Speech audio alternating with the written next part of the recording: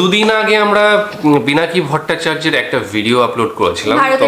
হ্যাঁ, তো ভারতের প্রতিহিংসা এই ভিডিওতে কমেন্ট সেকশনে কিন্তু তোমাদের ম্যাক্সিমাম জন কিন্তু পিনাকি ভট্টাচার্যের আরো ভিডিও নিয়ে আসার কথা বলেছিল, এবং সেই কারণে আজকে আমরা তারই আরেকটা ভিডিও নিয়ে আসছি, যেটা হচ্ছে কিনা পুনঃপ্রচার হয়েছে।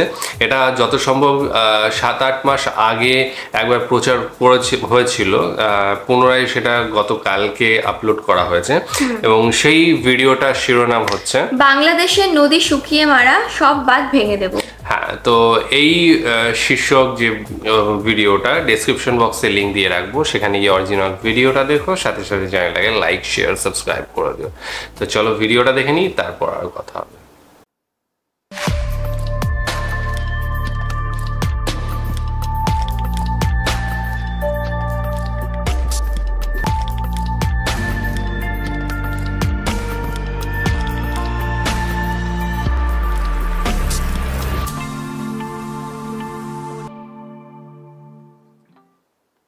তিস্তার পানি বাংলাদেশের সাথে ভারতের একটা অমীমাংসিত ইস্যু হয়ে আছে, এবং বটম লাইন হচ্ছে বাংলাদেশ পানি পাচ্ছে না।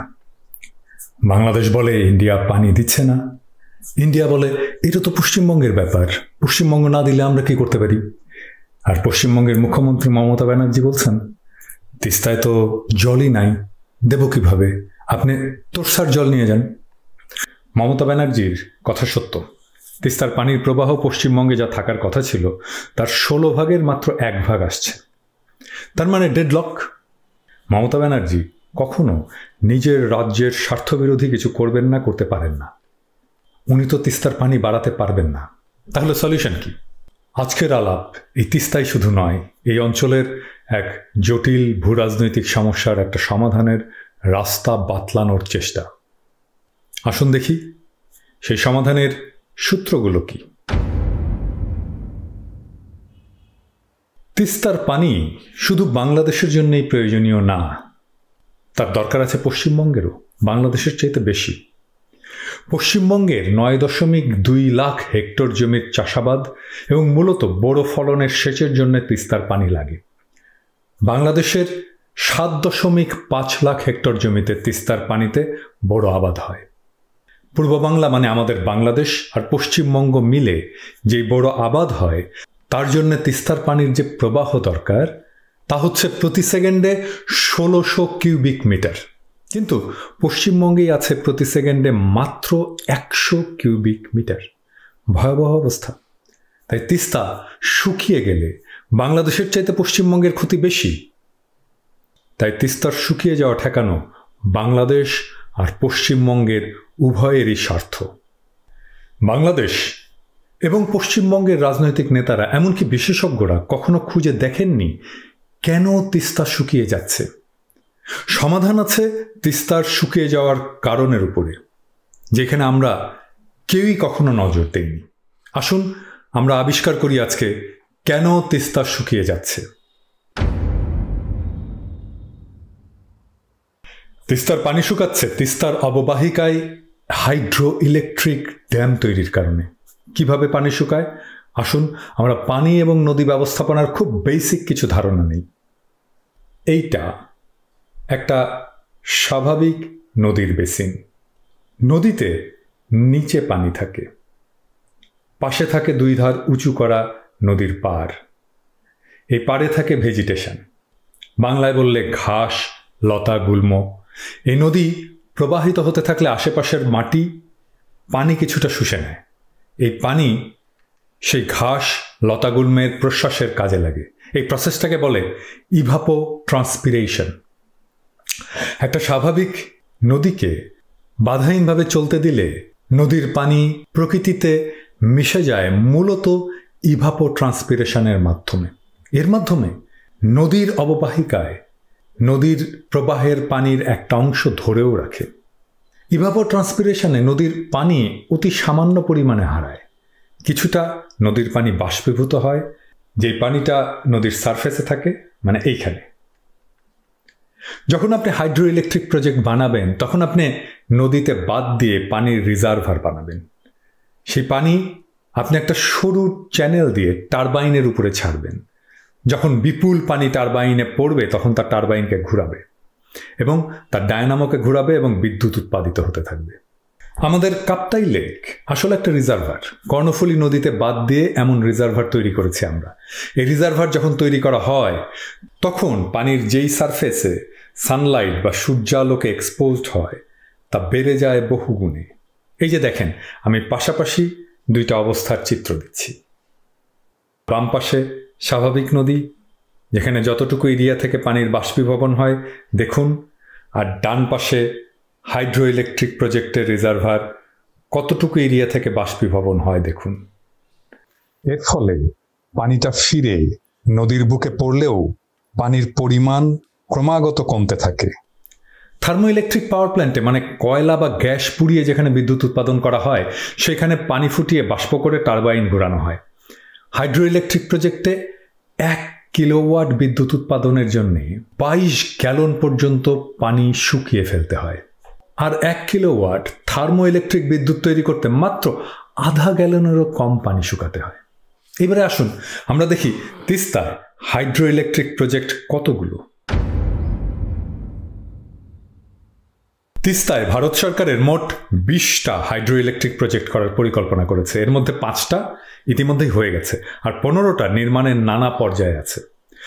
আমি আপনাদের এখন গুগল আর্থ থেকে দেখাবো হাইড্রো ইলেকট্রিক বাঁধগুলো। প্রথমটা হচ্ছে এইটা, Chungthang hydro electric power project. আপনারা দেখতে পাচ্ছেন পানির রিজার্ভার, বাঁধের ওই পারে পানি আটকে আছে আর এই পারে পানি নেই, শুকনো। এরপরে আমরা আরো নিচে যেতে থাকি, আরো নিচে যেতে থাকি। আসুন আমরা পাবো আর একটা বাঁধ। দেখেন, বাঁধের উপরে পানিতে থই থই করছে আর নিচে শুকনো। গেল 2টা। তারপরে আসুন আরো নিচে যাই, নিচে যেতে থাকি। আপনারা যেতে যেতেই বুঝতে পারবেন পানির উচ্চতা বাড়ছে নদীতে। তার মানে এটা আর একটা রিজার্ভারের শুরু, আর কিছু পরেই দেখবেন আর একটা বাঁধ। এই যে দেখেন আর একটা বাঁধ, সিংটাম তিস্তা ড্যাম, এটা 3 নাম্বার। তারপরে আসুন আমরা আরো নিচে নামতে থাকি। এই সবগুলোই হয়েছে আসলে সিকিম অঞ্চলে। তারপরে আবার একটা ড্যাম শুরু হবে, দেখুন পানির উচ্চতা বাড়ছে। এই যে দেখুন আর একটা ড্যাম, তিস্তা লো ড্যাম 3, এটা 4 নাম্বার হলো। এরপরে আরো নামতে থাকি, তিস্তার গতিপথ ধরে আরো একটা ড্যাম, তিস্তা লো ড্যাম 4, এইটা 5 নাম্বার। তারপরে এই যে দেখুন এটা হচ্ছে সেভক ব্রিজ। আমি গেছি এখানে, দারুণ প্রাকৃতিক দৃশ্য এই জায়গাটায়, শিলিগুড়ির কাছে। তাহলে আমরা 5টা ড্যামই দেখলাম। এরপরে এই যে বিশাল ড্যাম, এটা আসলে ব্যারেজ, এটা গজলডোবা ব্যারেজ। এটা করেছে পশ্চিমবঙ্গ সরকার, মানে পানি বাংলাদেশে আর ঢুকতে পারবে না, আর একটু পরেই বাংলাদেশের সীমান্ত। এইখান থেকে পানি ডাইভার্ট করে নেওয়া হয়েছে এই পথে, এই যে দেখুন এই পথে, ছোট চ্যানেল, এই পথে। এই পানি যাবে বিহারে। আমরা দেখতে থাকি, দেখবেন এই তিস্তার পানির বদৌলতে চারিদিক সবুজ হয়ে গেছে। বিহারের উষর এলাকায় ফসল হয়েছে। এই হলো তিস্তার ইতিহাস। গজলডোবা দিয়ে পানি যা আসছে তা ইন্ডিয়ান মিডিয়ার হিসাবে প্রত্যাশিত 16 ভাগের 1 ভাগ। এটা পরিকল্পিত 20টা হাইড্রো ইলেকট্রিক প্রজেক্টের 1/4, মানে 4 ভাগের 1 ভাগ তৈরি হওয়াতে এই অবস্থা। আর এখন বাকি 15টা তৈরি হলে কি তিস্তা আর থাকবে? এমনকি গজলডোবা দিয়েও কি পশ্চিমবঙ্গ পানি পাবে না। এইটাই পশ্চিমবঙ্গের স্বার্থ। এটাকেই মমতা ব্যানার্জির কাছে তুলে ধরতে হবে। ওনাকে বোঝাতে হবে কেন তিস্তায় পানি আসছে না, কেন তিস্তা শুকিয়ে যাচ্ছে। তাই তিস্তার মৃত্যু ঠেকানো পশ্চিমবঙ্গ এবং বাংলাদেশের উভয়েরই স্বার্থ। এটা শুধু পানি নয়, খাদ্য নিরাপত্তার প্রশ্ন জড়িত। এই ক্রিটিক্যাল মোমেন্টে মমতা ব্যানার্জি ভূমিকা শুধু তিস্তা নদী নয়, এই অঞ্চলে হিন্দু মুসলমান সম্পর্ককে একটা নতুন উচ্চতায় নিয়ে যেতে পারে। কিভাবে? আসুন আমরা আবার দেখি। বাংলাদেশ আর পশ্চিমবঙ্গকে যৌথভাবে দিল্লিকে চাপ দিতে হবে হাইড্রো ইলেকট্রিক প্রজেক্ট বন্ধ করে দেওয়ার জন্য, এবং চূড়ান্ত লক্ষ্য হবে যে বাঁধগুলো অলরেডি তৈরি হয়ে গেছে সেগুলো ভেঙে দেওয়া। এছাড়া তিস্তাকে বাঁচানো যাবে না। আমাদের সিদ্ধান্ত নিতে হবে এই দুই দেশের খাদ্য নিরাপত্তাকে মারাত্মক ঝুঁকির মধ্যে ফেলে আমরা জলবিদ্যুৎ চাই কিনা। হ্যাঁ, অবশ্যই সিকিম বলতে পারে, ভারত বলতে পারে যে আমাদের বিদ্যুতের কি হবে, যে বিদ্যুৎ আমরা এখান থেকে উৎপাদন করতাম। ফেয়ার কোশ্চেন, এটা নিয়ে অবশ্যই আমরা আলাপ করতে পারি এবং একটা ন্যায্য সমাধান বের করা সম্ভব। সেটা আজকের আলোচনার বিষয় না। যদি এটা নিয়ে আলোচনা অগ্রসর হয় তাহলে নিশ্চয়ই আমরা এটার একটা সমাধান বের করতে পারবো। মমতা ব্যানার্জি যদি এই লড়াইয়ের নেতৃত্ব দেন তবে তা এই অঞ্চলের ভূ রাজনীতিকে পাল্টে দেবে। কিভাবে? প্রথমত, পূর্ব আর পশ্চিমবঙ্গ যা মূলত বাংলাভাষী হিন্দু এবং মুসলমানের প্রতীক, বাংলাভাষী হিন্দু এবং মুসলমানের আবাসভূমি, তা ঐতিহাসিকভাবে কাছাকাছি আসবে একটা সাধারণ স্বার্থের লড়াই, একটা রাজনৈতিক লড়াই। আর দ্বিতীয় বিষয়টা কি সেটা বলার আগে আমি মমতা ব্যানার্জিকে দৃষ্টি দিতে বলবো সিন্ধু সভ্যতার ইতিহাস, যেখানে নদীতে বাঁধ দিয়ে তৈরি হওয়া তুঙ্গস্পর্শী কৃষি সভ্যতার পতন হচ্ছে। কারণ নদীতে বাঁধ দিতে দিতে নদীগুলো মরে যাচ্ছে, দুর্ভিক্ষ আর খরায় সিন্ধু সভ্যতা ধ্বংস হয়ে যাচ্ছে। তখন ওই অঞ্চলের মানুষেরা বিদ্রোহ করে শাসকের বিরুদ্ধে, একটার পর একটা বাঁধ ভেঙে দিতে থাকে। এই বিদ্রোহের নেতা ছিলেন দেবরাজ ইন্দ্র। সেই বিদ্রোহের নেতাকে মানুষ এতই পবিত্রতা আরোপ করেছিল যে তাকে দেবতাদের রাজা বানিয়েছিল। সেই বিদ্রোহের ইতিহাস, বাঁধ ভাঙার ইতিহাসই লেখা আছে ঋগ্বেদে। সেখান থেকেই রবীন্দ্রনাথের সেই গান, বাঁধ ভেঙে দাও, বাঁধ ভেঙে দাও, বাঁধ ভেঙে দাও ভাঙা।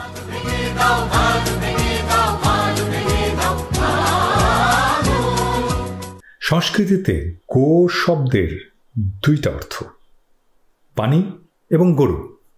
ঋগ্বেদে গোহত্যাকে পাপ বলা হয়েছে, মানে নদী হত্যাকে পাপ বলা হয়েছে। নদীকে মুক্ত করা প্রার্থনার তুল্য বলা হয়েছে। মমতা ব্যানার্জি, আপনিই পারেন উত্তর ভারতে গো শব্দের অর্থ গরু বানিয়ে মুসলমান সম্প্রদায়ের বিরুদ্ধে যে অনন্ত হিংসা জারি রেখেছে মোদী সরকার, সেটাকে রিডিফাইন করতে। গো অর্থ নদী, তাই তো পবিত্র গঙ্গা যেখান থেকে তৈরি হয়েছে তার নাম গোমুখ। আমাদের নদীর নাম হয় গোমতী। প্রিয় মমতা দিদি, let us reclaim hour great religion from fanatics. আসুন আমরা হিন্দু মুসলমান সম্প্রদায়ের ঐতিহাসিক বিরোধকে অতীতের ইতিহাস বানিয়ে ফেলি। আপনি হয়ে উঠুন আজকের ইন্দ্র। ওই বাঁধ ভাঙার কাজটা আপনি এবং একমাত্র আপনিই পারেন সম্ভব করে তুলতে। আসুন আমাদের পূর্বপুরুষের দেখানো পথে, আমাদের পবিত্র ধর্মের আদর্শ উজ্জীবিত হয়ে ইতিহাসের এই সন্ধিক্ষণে, এই শতাব্দীর সবচেয়ে গুরুত্বপূর্ণ রাজনৈতিক অর্জনে একসাথে। আজকে পিনাকি ভট্টাচার্যের ভিডিওতে আমরা যেটা বুঝতে পারলাম সেটা মূলত হচ্ছে যে তিস্তা যে শুকিয়ে যাচ্ছে তার সমাধানটাই এখানে মানে কি বলে, হ্যাঁ, তুলে ধরার চেষ্টা করা হয়েছে। এবং যেটা দেখলাম যে 5টা অলরেডি ড্যাম রয়েছে আমাদের ইন্ডিয়াতে, এখনো 15টা করার জন্য চেষ্টা রয়েছে, যেটা আন্ডার প্রসেসিং এ রয়েছে। তো এই জিনিসটা যাতে না হয়, উনি যেটা বললেন যে তিস্তা নদী শুকিয়ে যাওয়ার পিছনে মূল কারণ হচ্ছে এই বাঁধগুলো, এবং এখান থেকে ইলেকট্রিক তৈরি হয়, যেটা হাইড্রো পাওয়ার যেটা। তো সেই জন্যই এতগুলো বাঁধ তৈরি করা হচ্ছে এবং আরো আগামী দিনে হবে, পরিকল্পনা চলছে আরো বাঁধ তৈরি করার। অবশ্যই আমাদের ফ্রি এনার্জির দরকার রয়েছে প্রত্যেকটা দেশের, কারণ যেভাবে তেলের মূল্য বা কয়লার মূল্য বাড়ছে এবং যেভাবে প্রদূষণ বাড়ছে, তাতে করে আমরা যাতে গ্রিন এনার্জির দিকে যেতে পারি সেইটা আমাদের লক্ষ্য রাখতে হবে। কিন্তু তার সাথে সাথে এটাও লক্ষ্য রাখতে হবে যে ওই গ্রিন এনার্জি পেতে গিয়ে যেন আমাদের আদার্স যে পরিবেশ সেটা যেন ধ্বংস না হয়, আমাদের যে দৈনন্দিন জীবন জীবিকা সেটা যেন খামতি না চলে আসে। আর যার ফলে বিভিন্ন সময় আমরা দেখেছি বিভিন্ন রকম প্রাকৃতিক দুর্যোগ বা এই ধরনের ঘটনা ঘটছে। আমরা দেখেছি যে শুধু বাঁধের জন্যই বলবো না, অনেক সময় দেখা গিয়েছে যে পাহাড় কেটে রাস্তা বানানো হচ্ছে, সুড়ঙ্গ তৈরি করা হচ্ছে সেখান দিয়ে গাড়ি চলাচলের জন্য, যাতে করে রাস্তাটা কমে যায়। অনেক সময় পাহাড় ঘুরে আসতে হয়, সেই জায়গাটা যদি সোজাসুজি যাওয়া যায়, হয়তো দেখা গেল 100 কিলোমিটারের জায়গায় সেখানে 10 কিলোমিটার গেলেই সেটা হয়ে যাচ্ছে। কিন্তু সেই যে করতে গিয়ে একটা একটা ব্যালেন্স, যেটা প্রাকৃতিক ব্যালেন্স যেটা থাকে সেটা হারিয়ে যাচ্ছে এবং ধস নেমে আসছে, বিভিন্ন সময় ভূমিকম্প দেখা দিচ্ছে। আবার এই যে যেটা বলা হলো, ড্যামের মাধ্যমে যখন জল আটকে রাখা হচ্ছে, নদী শুকিয়ে যাচ্ছে। তো তিস্তার ক্ষেত্রেও আমরা সেটাই দেখেছি। আমাদের বাড়ির পাশেও একটা নদী আছে, আমরা ছোটবেলাতে অনেক বড় নদীটা দেখেছি, এবং তারও আগে আমরা যখন দাদু ঠাকুমার কাছে শুনতাম সেটা একটা আলাদাই রকম ব্যাপার ছিল। কিন্তু এখন বর্তমানে আমি যখন দেখি যে নদীটা, তখন খুব কষ্ট হয়, কারণ ছোটবেলাতেই এত বড় নদীটা দেখেছি, আর আজকে যখন দেখি মানে হেঁটে পার হওয়া যাবে এই রকমের পরিস্থিতি দাঁড়িয়ে গিয়েছে নদীটা। বর্ষার সময় যদিও বা একটু জল বাড়ে, কিন্তু অন্যান্য সময় কিন্তু জলই থাকে না, সেটা ওই যে বললাম হেঁটে পার হওয়ার মতো পরিস্থিতি হয়ে গিয়েছে। তো তিস্তার ক্ষেত্রেও আমরা সেটাই দেখেছি, সিকিমে যখন নামে তখন কিন্তু খরস্রোতা নদী, সেটা দেখেছি, সেখানে প্রচুর জল রয়েছে, এবং পরবর্তী সময়ে এই 5টা বাঁধে আটকে যেটা ইলেকট্রিসিটি পাওয়ার জন্য বাঁধ তৈরি করা হয়েছে। তারপর যখন জলটা আসে তার যে গতি সেটাও কমে যায়। আমরা দেখলাম ওয়েস্ট বেঙ্গলেও বাঁধ দিয়ে সেটাকে বিভিন্নভাবে কাজে লাগানোর চেষ্টা করা হচ্ছে, যদিও মমতা বন্দ্যোপাধ্যায় বলছেন যে আমরা কিভাবে দেব। অ্যাকচুয়ালি তাই, যে তিস্তায় যদি জলই না থাকে তাহলে আমি বাংলাদেশকেই বা দেবো কী করে, কারণ এদিককার মানুষরাও তো সরকারের উপরে ডিপেন্ড করে আছে, দুই দিকেরই প্রয়োজন। এবং খুব বাস্তবমুখী কথাবার্তা বললেন যেটা পিনাকি ভট্টাচার্য, যে দুই সরকারকে, বিশেষ করে এখন আমাদের এখানে যেটা প্রবলেম হচ্ছে সেটা আমরা দেখছি মূলত, যে কেন্দ্র সরকার এবং বাংলাদেশের সরকার মিলে তিস্তা চুক্তি করতে চাইছে, কিন্তু মমতা বন্দ্যোপাধ্যায় সেখানে বাধা হয়ে দাঁড়াচ্ছেন।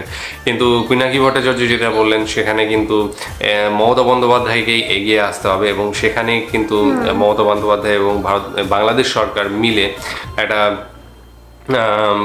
সুযোগ তৈরি করা এবং একটা সমাধান তৈরি করে সেটা কাজে লাগানো, সেই জিনিসটা করতেই হবে। এবং তার ফলে আমরা দেখব যে সাধারণ মানুষের উন্নতি হয়েছে, এবং সাধারণ মানুষ যেটা সবকিছুতেই সুবিধা হচ্ছে। তো যাই হোক, এটা আজকের ভিডিও ছিল, সমাধান ছিল, এবং সমাধানটা সত্যি ভালো লেগেছে। যদি এটা ফলপ্রসূ হয় তাহলে খুবই ভালো হবে, দুই পাড়ের মানুষের জন্য দুই দিকের মানুষেরই খুব উপকার হবে, এবং যে প্রাকৃতিক ভারসাম্য সেটাও কিন্তু বজায় থাকবে। যাই হোক, আজকের ভিডিও তোমাদের কেমন লেগেছে জানিয়ে, ডেসক্রিপশন বক্সে লিঙ্ক দিয়ে রাখবো, সেখানে গিয়ে অরিজিনাল ভিডিওটা দেখো। আজকের মতো এখানেই শেষ করছি, আগামী দিন আবার আসছি অন্য কোনো ভিডিও নিয়ে। ততক্ষণের জন্য টাটা।